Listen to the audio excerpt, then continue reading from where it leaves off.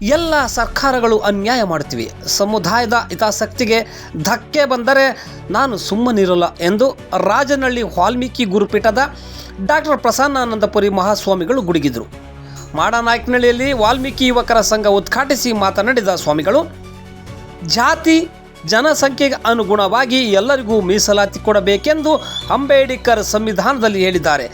ದೇಶದ ಪ್ರಧಾನಿ ನರೇಂದ್ರ ಮೋದಿ ಮುಂದುವರೆದರೆ ಜನಾಂಗ ಕೇಳಿದರೂ 10% ಮೀಸಲಾತಿ ಕೊಟ್ಟರು.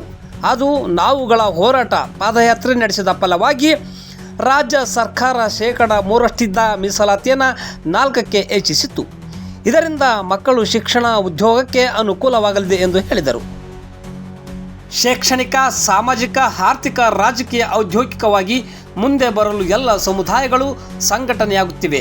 ಲಿಂಗಾಯತ ಸಮಾಜ ಬಸವಣ್ಣವರ ಹೆಸರಿನಲ್ಲಿ ಸಂಘಟನೆಯಾಗುತ್ತಿದ್ದರೆ, ಹಾಲುಮತ ಸಮಾಜ ಕನಕದಾಸರ ಹೆಸರಿನಲ್ಲಿ, ದಲಿತರು ಅಂಬೇಡ್ಕರ ಹೆಸರಿನಲ್ಲಿ ಸಂಘಟನೆಯಾಗುತ್ತಿರುವುದು, ನಾಯಕ ಸಮಾಜ ಮಹರ್ಷಿ ವಾಲ್ಮೀಕಿ ಹೆಸರಿನಲ್ಲಿ ಸಂಘಟನೆಯಾಗುತ್ತಿದೆ. ರಾಜ್ಯದಲ್ಲಿ 50 ರಿಂದ 60 ಲಕ್ಷದಷ್ಟು ನಾಯಕ ಜನಾಂಗದವರಿದ್ದು ಮೀಸಲಾತಿ ಹೆಚ್ಚಿಸಲು 31 ವರ್ಷಗಳ ಕಾಲ ಹೋರಾಟ ಮಾಡಬೇಕಿತ್ತೆ ಎಂದರು. ಚಳ್ಳಕೆರೆ ಶಾಸಕರಾದ ಟಿ ರಘುಮೂರ್ತಿ ಮಾತನಾಡಿ, ಸಂಘದ ಮೂಲಕ ಸಮಾಜ ಸೇವೆಯಲ್ಲಿ ತೊಡಗಿಕೊಳ್ಳಿ. ವಯಸ್ಸು ಮುಖ್ಯವಲ್ಲ, ಇಚ್ಛಾಶಕ್ತಿ ಇರಬೇಕು. ಹಳ್ಳಿಗಳಲ್ಲಿ ಸಾಮರಸ್ಯ ಮೂಡಿಸುವ ಕೆಲಸವಾಗಬೇಕು. ಸಂಘ ಎಂದರೆ ಪ್ರತ್ಯೇಕವಾಗಿರಬೇಕು. ರಾಜಕೀಯ ದ್ವೇಷ ನುಸುಳಿದರೆ ಸಂಘಟನೆಯಲ್ಲಿ ಒಡಕು ಮೂಡುತ್ತದೆ. ಪ್ರಸನ್ನಾನಂದಪುರಿ ಸ್ವಾಮೀಜಿ ಮುಂದಾಳತ್ವದಲ್ಲಿ ಹಗಲು ರಾತ್ರಿ ಬೆಂಗಳೂರಿನಲ್ಲಿ ಉದ್ಯಾನವನದಲ್ಲಿ ಧರಣಿ ನಡೆಸಿದ್ದರೆ ಮೀಸಲಾತಿ 3% ಹೆಚ್ಚಳವಾಯಿತು.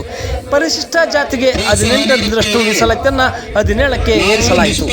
ರಾಜನಹಳ್ಳಿಯಲ್ಲಿ ಮಠ ನಿರ್ಮಾಣವಾಗಲು ಮಾಜಿ ಮುಖ್ಯಮಂತ್ರಿ ತಿಪ್ಪೇಸ್ವಾಮಿ ಅವರ ಕೊಡುಗೆ ಬಹಳಷ್ಟಿದೆ ಎಂದರು. ಪ್ರತ್ಯಕ್ಷವಾಗಿ ಮತ್ತು ಪರೋಕ್ಷವಾಗಿ ಸೇವೆ ಸಲ್ಲಿಸುತ್ತೇವೆ.